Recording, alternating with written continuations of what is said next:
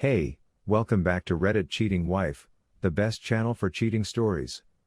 Like and subscribe to the channel for cheating stories like this.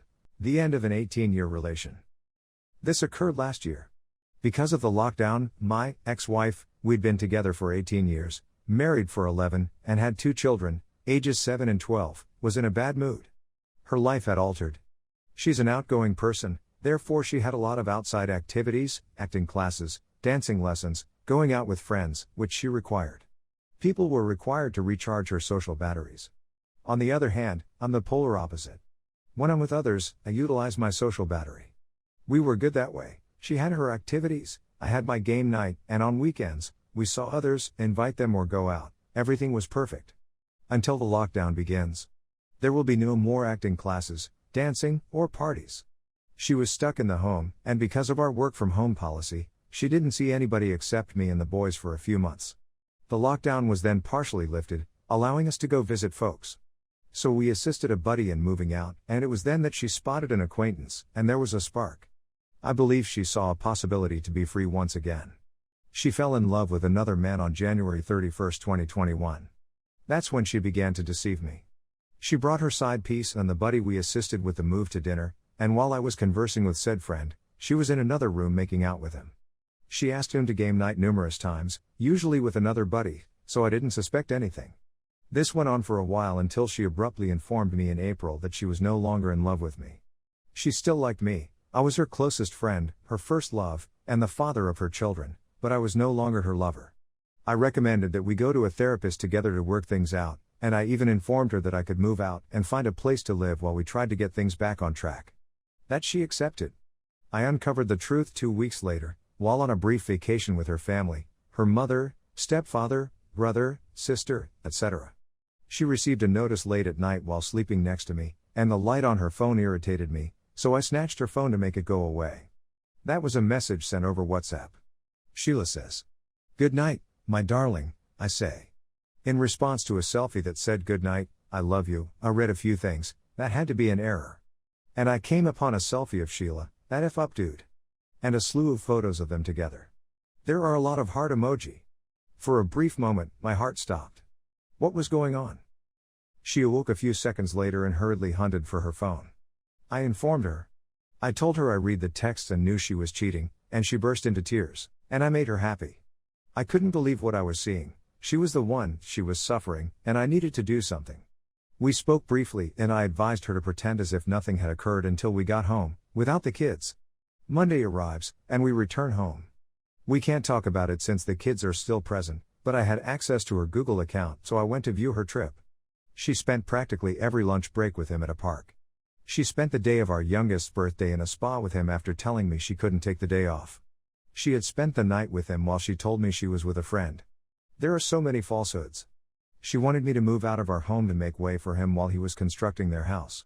I overheard bits and pieces of conversation in which he showed her the drawings and said things like, "These are the kids' bedrooms, and what do you think of this table?" I was enraged. I blackmailed her because I wanted the whole truth. Either you show me the WhatsApp communications and tell me everything, or I make a charming Facebook status, naming all of our mutual acquaintances, announcing that she was leaving the home because she cheated on me with. She told me because she knew I'd do it. She demonstrated. I didn't kick her out of the home, but I did kick her out of the bedroom. We spoke when I regained my composure. I told her I needed her out of the home as soon as possible, but we couldn't inform the boys at the same time. The eldest had significant school examinations coming up, and I knew he would be heartbroken, maybe ruining his academic year. These tests would allow him to go to a sort of junior high school, so she spent her evenings in our spare bedroom, rising up early every morning to be ready to wake up the kids without their noticing we didn't share a room. She left the home on July 1st to rent something while the kids were at summer camp. We notified them when they returned, and they've spent a week with me, a week with her, and a week with the side piece since then. We have reached an agreement. There is no battle between us. I despise all of the falsehoods. But I can't despise her for being in love. We are still friends, but I no longer trust her. I wouldn't say I'm feeling great, but I'm doing all right. I have fantastic friends, I adore my children, and they adore me. I'm still alone, but I think I'm ready to find someone. Things do not seem to be going as well for her. But it isn't my concern as long as the kids are safe. There you have it. I don't believe I left anything out.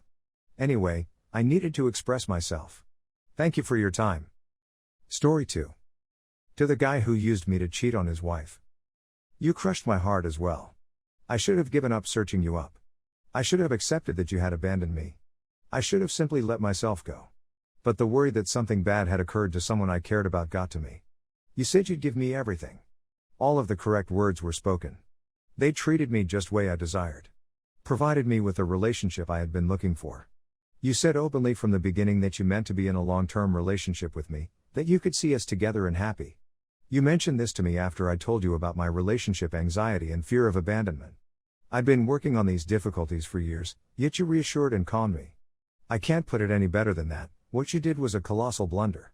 I can't imagine making these promises to someone when you had no intention of following through on them.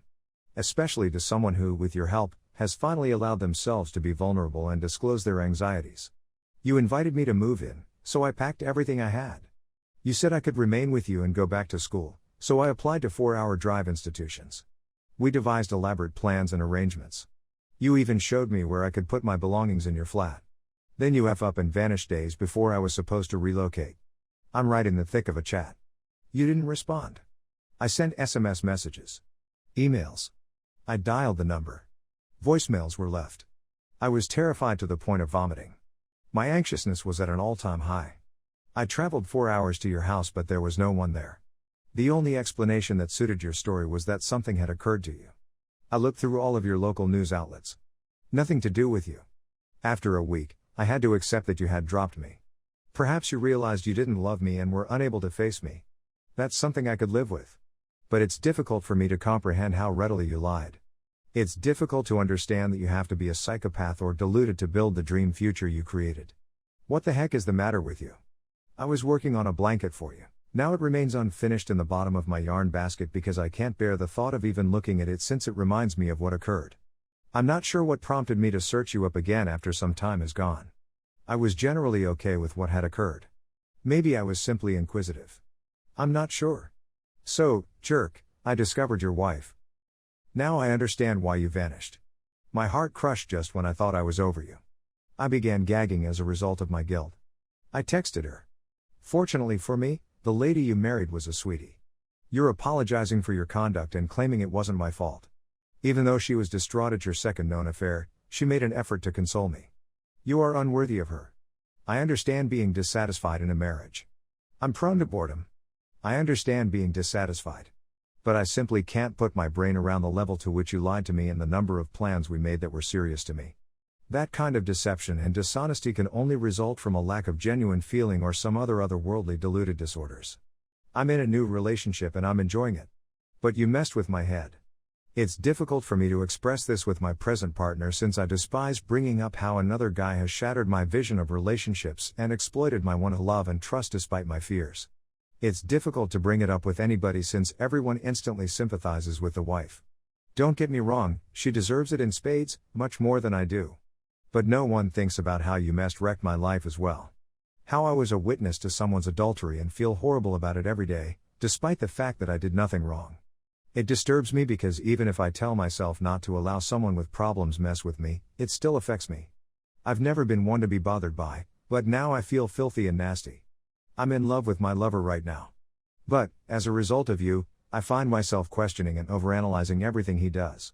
He doesn't deserve what I'm about to do to him. He should be the one who has my whole faith. But it's taking me so long to undo the gains I've made that you're easily broken. I'm aware that you use Reddit. I hope you took the time to read this. I hope you're feeling bad. But I also hope you get treatment and heal whatever is wrong with you so you never harm anybody else again as you did your wife, everyone else you lied to, and myself.